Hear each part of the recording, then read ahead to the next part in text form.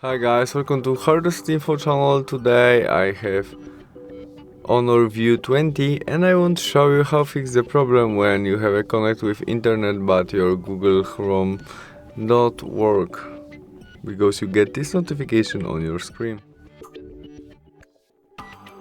To fix it, we must go back to the main menu of our smartphone and tap on Settings application, where we scroll down to System and Update and hit Date and Time. As you can see, our Set Time Automatically option is off.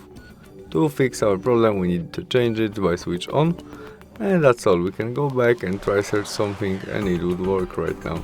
Thanks for watching, bye!